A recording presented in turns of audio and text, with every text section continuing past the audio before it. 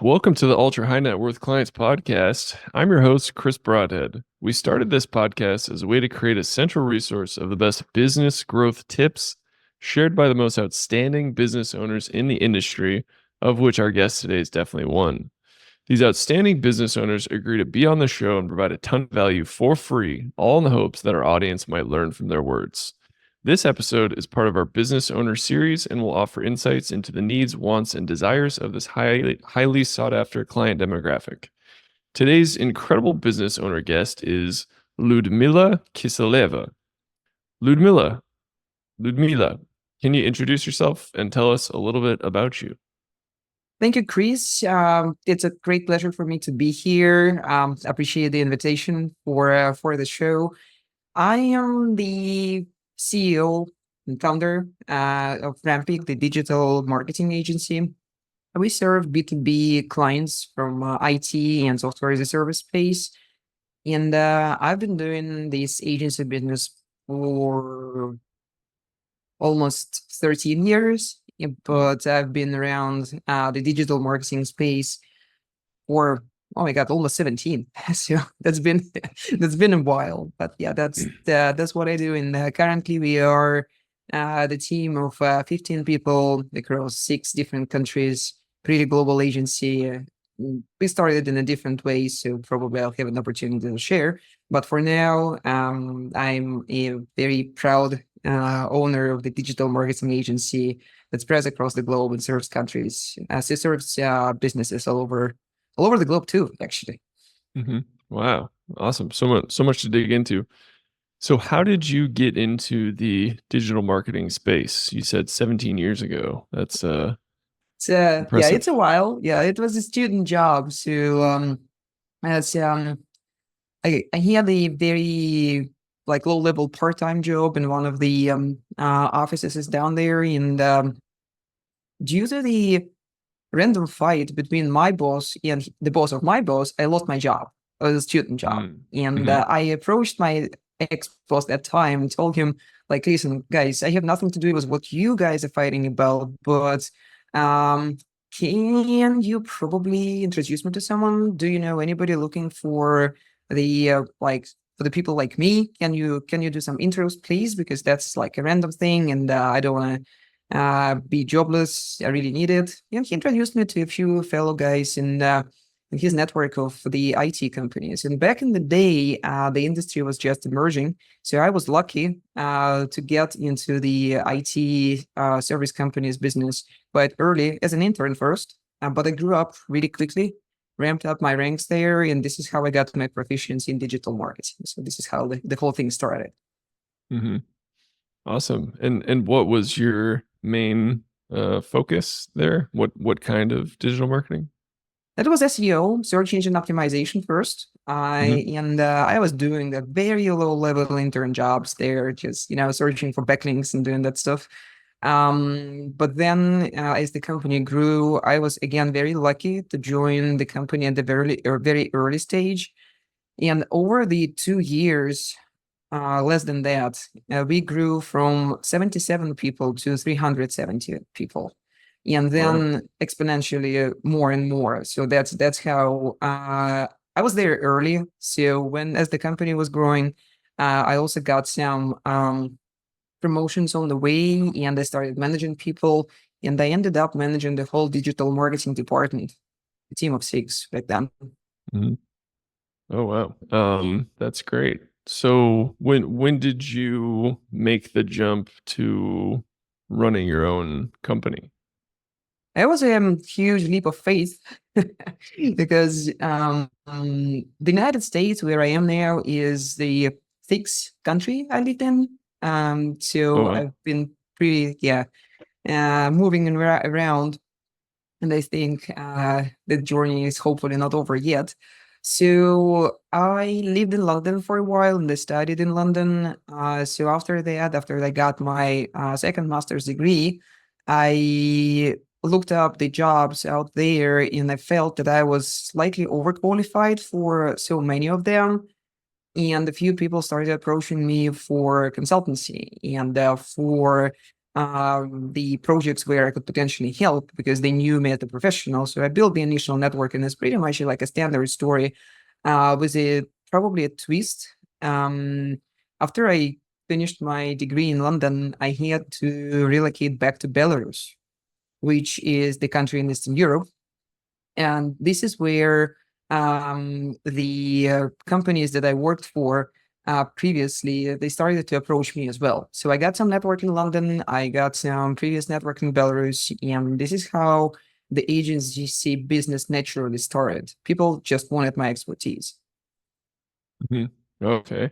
So it kind of it was a slow transition. You just started consulting and then you're like, wait a minute, this is way better. No, that was a quite a rapid transition between my job for a London company and then getting an agency. I think it was a few weeks. So Oh wow. Okay. Wow. Okay, so it's just you. You have some, a couple consulting clients. At what point, like, what services are you focused on? Is it still SEO? we by that time I also get experience with paid ads and web analytics. So I was pretty much well rounded, and I got lucky again because when I started in London and then worked for a London-based company, I also worked for a company that experienced exponential growth. So second time in my career, I worked with a leader who was growing the company and who was unstoppable. And I learned so much that I wasn't afraid of any entrepreneurship. I wouldn't say risks, but things that could happen on the way because I saw so many of them, so many twists and turns, and I saw that it's all doable, it's all manageable. So I wasn't afraid to start the full cycle digital marketing agency because I got a lot of skill, and I wasn't really afraid to hire people or to fire them and to find clients and go out and talk to them. So, uh, but funny enough, I wasn't able to find anyone who can support me in Belarus because of my qualification was quite high, but the qualification of the employees that I could potentially hire there wasn't. And it was all before the remote work became the standard, and especially in our industry. So I found a few connections in the university, and I hired a bunch of interns. I vetted them very carefully, and I put them through the training that I designed myself. And I quickly had a team of 7, and then I quickly grew it to the team of 15. And they were really hungry for knowledge and work. And I know how it may sound like, hey, you're doing the work with interns. No, I hired a few more senior people to manage them.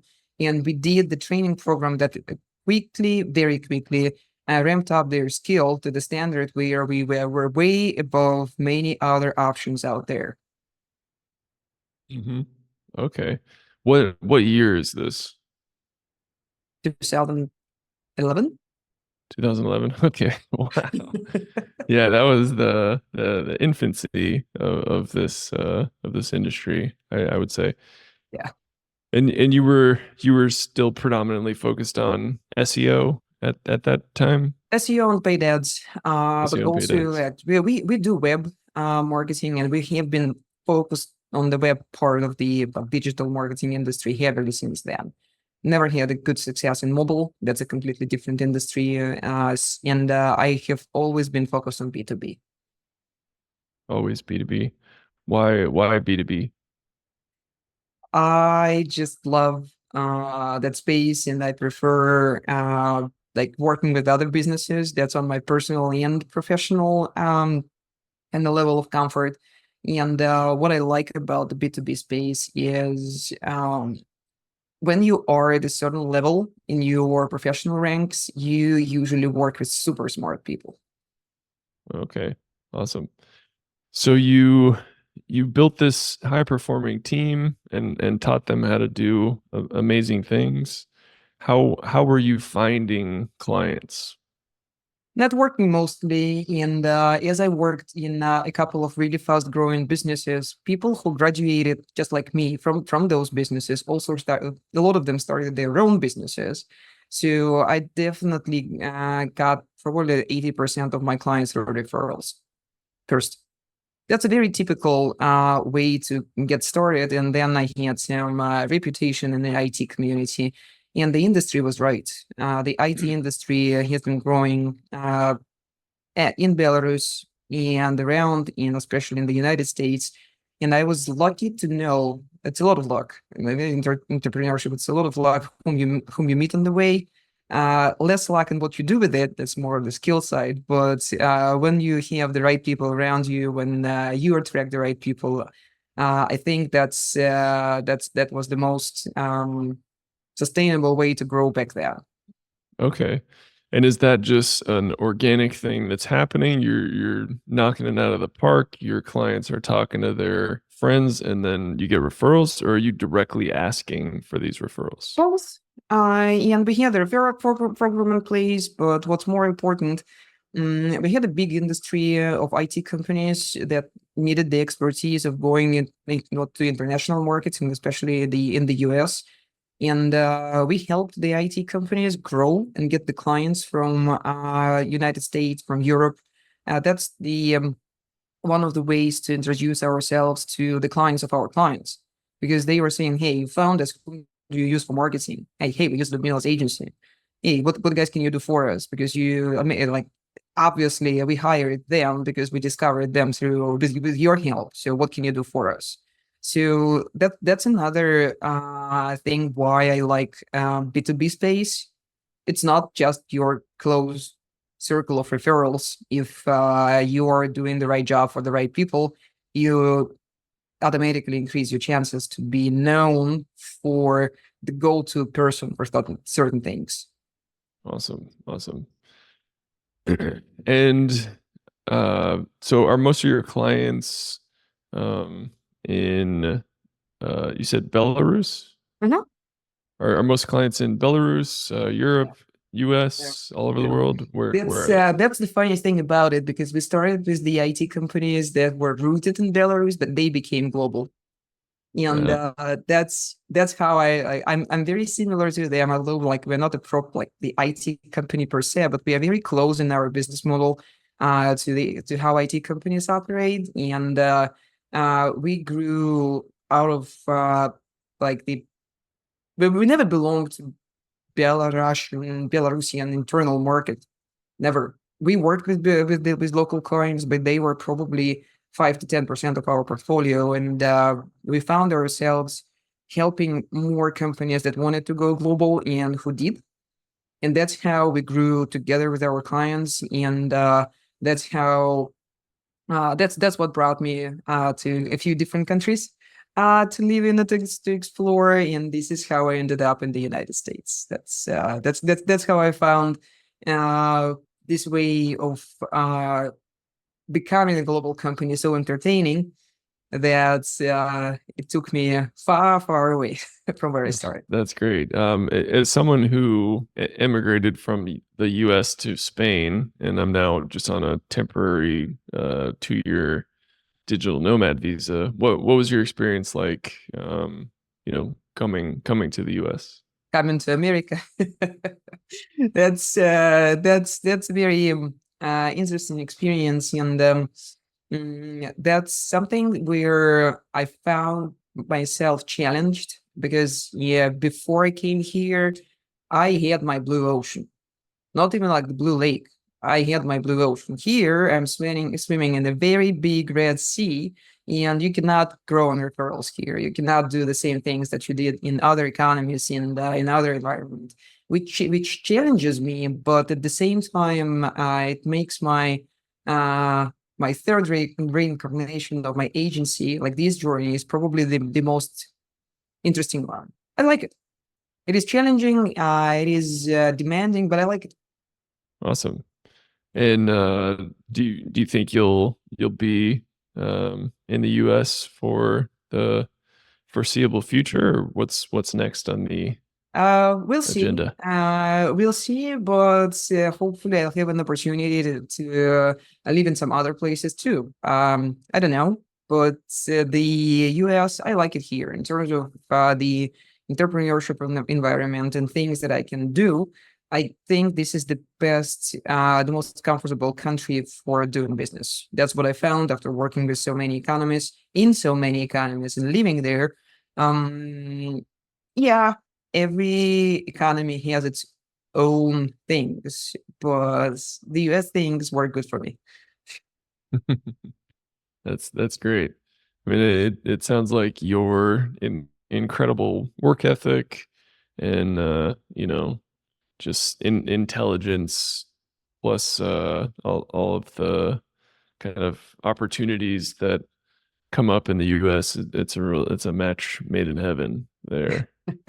Hopefully, still making my way here, and it's never too late to start over again. But one of the things that I started when I came to the US, it's the personal brand effort. So this is one of the channels that is very difficult to grow elsewhere. But here, I believe this is the best thing that the founder can do for their business is the founder-led thing. Hmm. So you're putting a lot of energy and time into building your personal brand. Is that what you're saying? Yeah, and this is it became the main source of the new clients for me. So I I do the combination of everything that I know about the marketing and especially like the ads and how to work with content.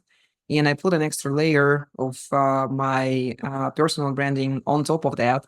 So it creates the offers. It helps me to create the offers. It helps me to be resonating with the right group of people that I would like to target. So I give away a lot. So if you take a look at my LinkedIn, you'll see that like it's full of resources and it's full of support and everything because I've been there in so many IT companies, especially the founders and of course the in-house marketing team. They do need help, and I worked as an in-house marketer before, and I worked as an agency founder after, so I kind of know where we can be especially supportive and especially helpful for the IT companies and SaaS businesses too.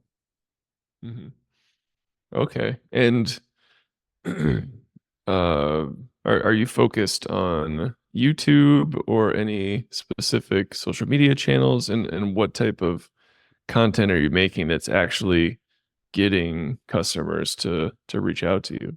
LinkedIn, LinkedIn, Just LinkedIn? just LinkedIn. Yeah, And is it it's video or text or both, both? both. Both. Okay. Not no, Wow. not too much of videos. It's more like the text ads, but I'm talking to a very specific group of people there, and Hmm. videos might not be the best format for the tech founders and people with like engineering type of mind. So I grew up in the family of engineers, so I know how uh, the brains like operate when like in that mode. That's why when I was thinking about the formats, I'm always thinking about my family and how would I go around explaining things to them, and it really helps me to create the content that's really easy for the tech founders to digest and act upon. So I do have some roots not just from my professional perspective, but also like with the type of people that I talk to a lot. Okay. Got it. So you're making this content for a very specific audience, tech founders, and Mhm. it's helping them with their marketing to the point where these folks see you know what you're talking about, and then they're like, all right, well, I should probably just reach out to Liudmila and let her work her magic. Is that the underlying philosophy of what you're doing? I want to be helpful, right? So LinkedIn just helps me stay top of mind. That's the reason why I use that channel. So whenever somebody hangs out on LinkedIn and if we are connected, I post a lot, so they will see a lot of me. And whenever they are ready for extra help, or whenever they think that it's time, right, for a conversation, I would love to be the go-to person for everything related to their marketing.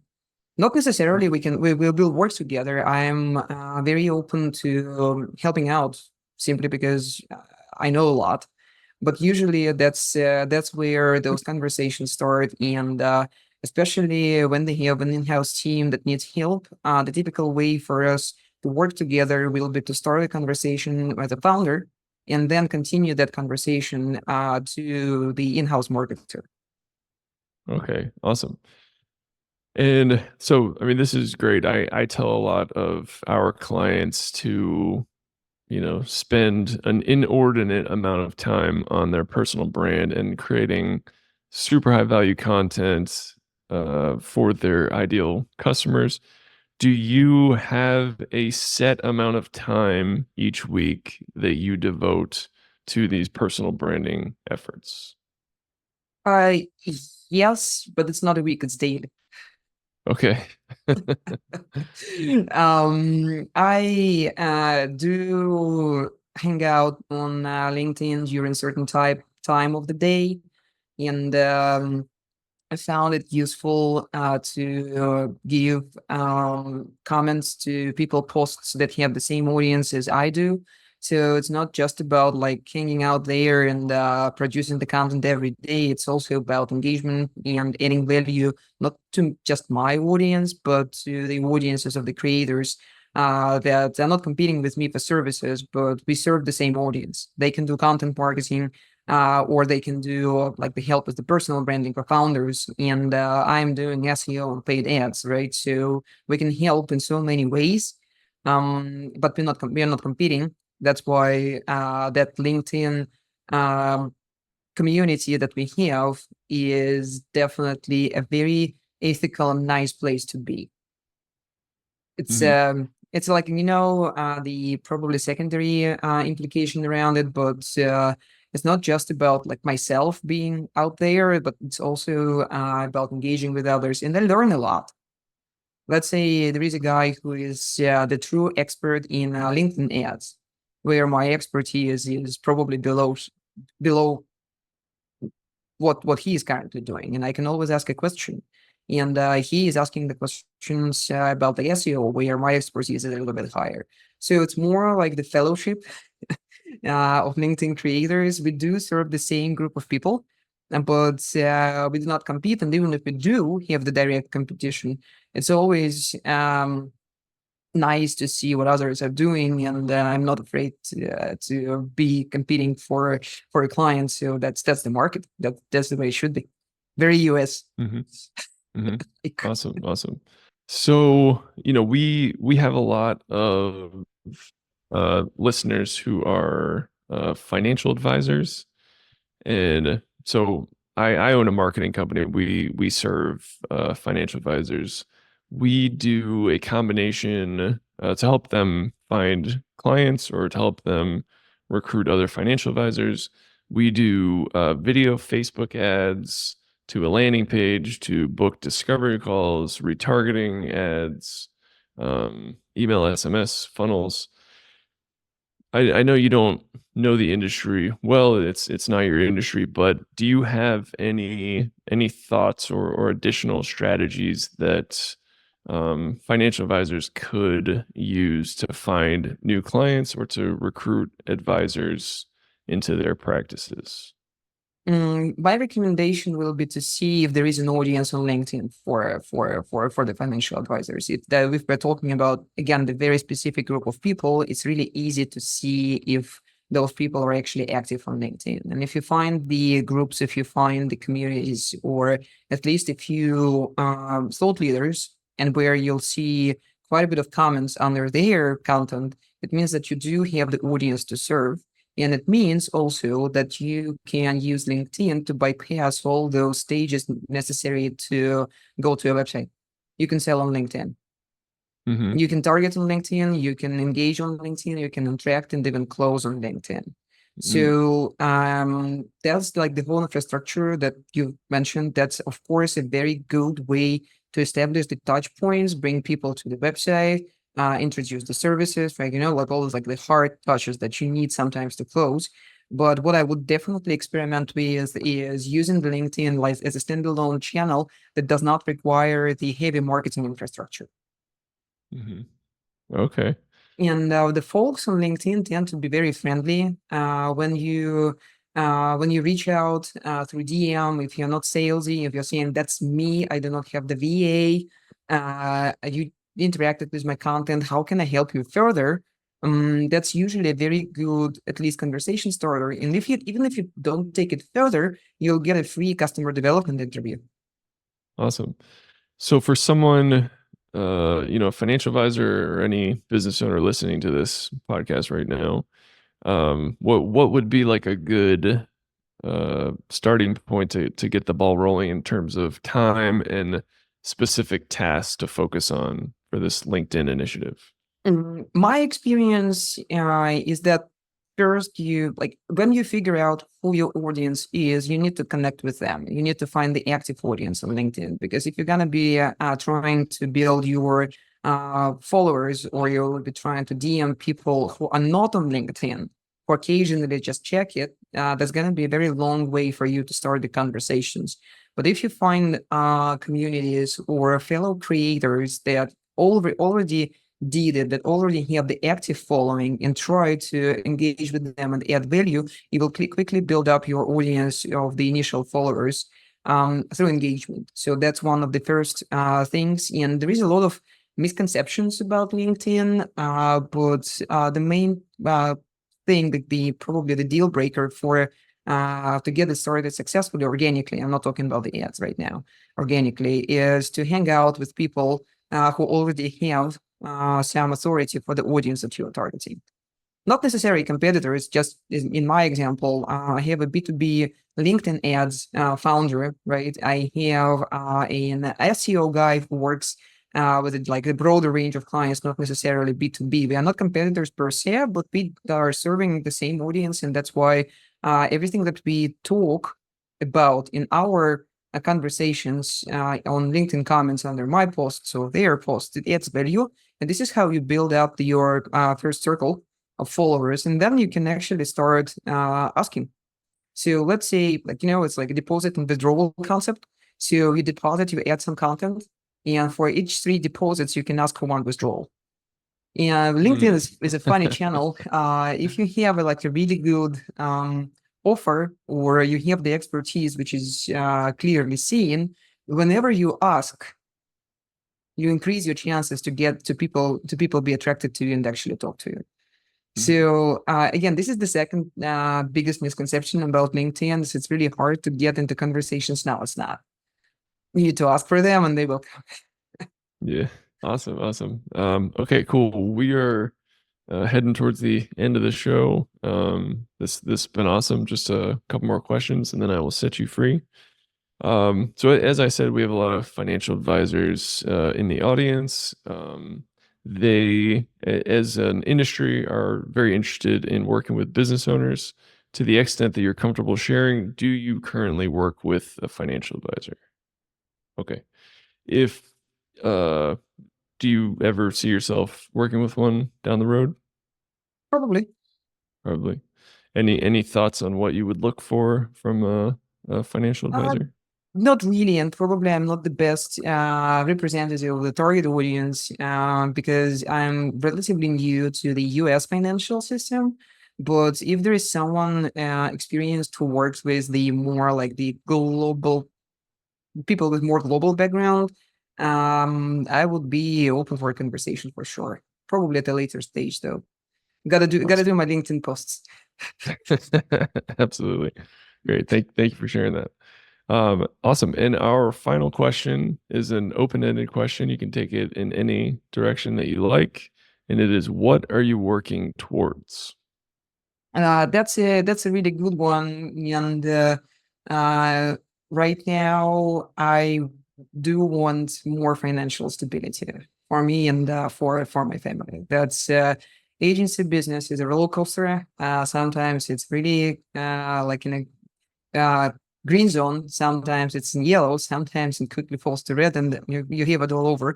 So for now, I guess the financial stability is my number one target. But I work on it through marketing. So the agency marketing, to make sure that I set the client's acquisition on autopilot. That's the way I see it. Awesome. And where can our audience find out more about you? LinkedIn. On LinkedIn, please. Yeah. Please connect with me on LinkedIn. I have a bunch of content, it's more tailored towards the B2B IT and sales professionals. But if your audience is somewhere there, please feel free to explore my connections. If you would like me to take a look into like your LinkedIn journey and share any feedback, I'm more than open for that. And also Rampiq.agency, that's the website that you can go to and check out the blog and the case studies section. We constantly work on adding new content there. And that's the content that attracts all the clients to us. So probably the frameworks that we are using, not necessarily the niche is the same, but the frameworks that we are using to set the client acquisition on autopilot could be of use for you as well. I would be happy if that's the case. Awesome. We'll be sure to link all of those in the show notes. Thank you so much for taking the time to talk to me and my audience today. This has been awesome. Appreciate it. And that's a great pleasure to be here. Thank you, Chris. Thanks, everybody. Yeah. Awesome. All right. And to all our listeners out there, thanks so much for tuning in and keep on growing out there, everybody. See ya.